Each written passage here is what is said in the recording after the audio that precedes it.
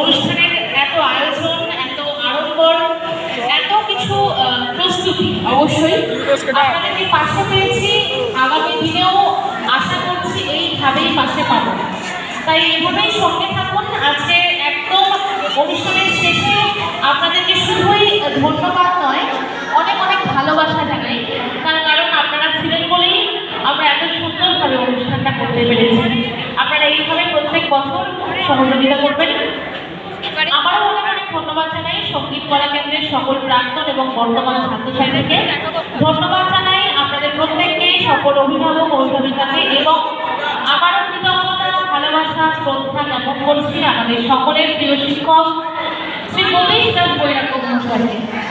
ওনার জন্য একটা জোরে হাততালি হয়ে যাচ্ছে। কজন আছেন? প্রতীশ দাস বৈরাগ্য মহাশয় আমাদের শিক্ষক, সঙ্গীত কলা কেন্দ্রের কর্ণধার। তাকে আমরা সত্যি আমাদের হৃদয়ে রাখতে চাই, সারা জীবন যেন এভাবেই আমরা হৃদয়ে রাখতে পারি তাকে। আমাদের শ্রদ্ধার জায়গাটা জুড়ে আমাদের হৃদয়ে তিনি সবসময় থাকুন, এটাই আমরা কামনা করব।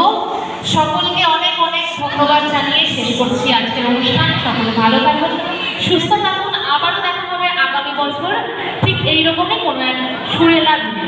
ধন্যবাদ।